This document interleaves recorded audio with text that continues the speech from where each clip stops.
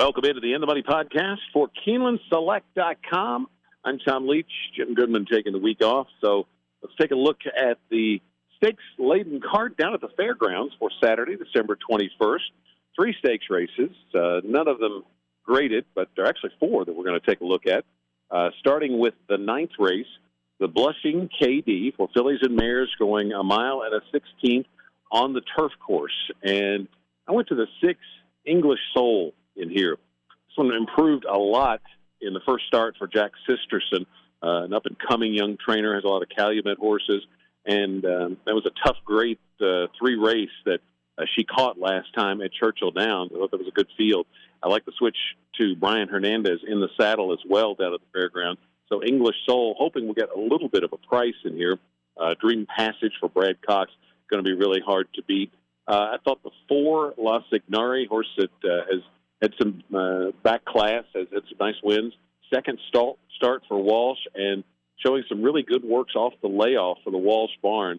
And I think Brendan Walsh is a really good trainer that's just starting to get better stock down. So I think his profile is only going to rise. So all 3 of those, I think, are really viable contenders. If you want to go one deeper, I think Stave from the Larry Jones barn would be worth a look. But I'm just going to go 3 deep when we get to the pick 4. English Soul on top for me in the Blushing KD.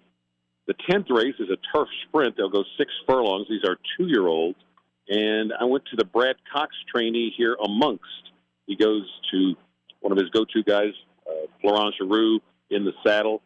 This horse has a pedigree to really like the turf, and I can see this horse running a big one in the Sugar Bowl. Shake Me Up comes off an impressive maiden-breaking debut win at Churchill Downs. Of course, there was a little buzz about this horse. Now, it's going to be the first time on the turf, so that's a question. But I think there's a feeling that this one has some ability, maybe has a stakes race in his future. So keep an eye on this one. But I'm going to take amongst on top.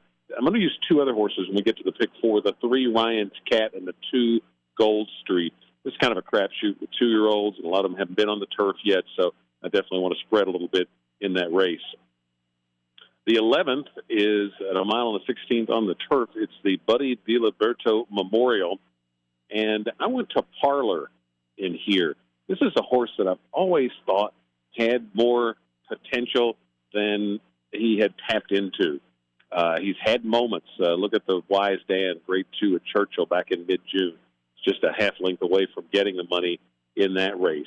And Mike Maker claimed this horse off a 96 buyer performance. So that was a really good race for Parleur, one of his better buyer numbers.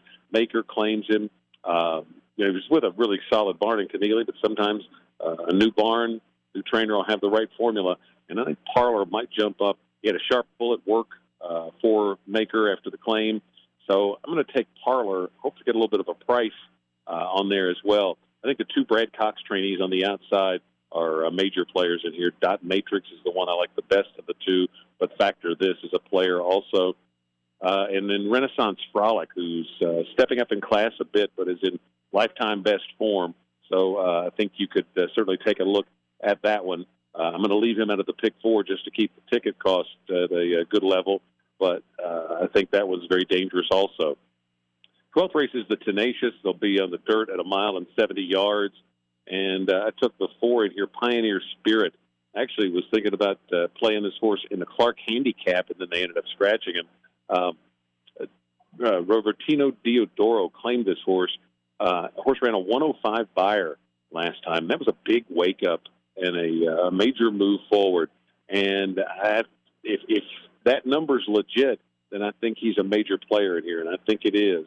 So Pioneer Spirit is definitely one that I want to use in here, but I don't think it's anything you could single out. CZ Rocket for Al Stahl is a horse that is a major threat in this race.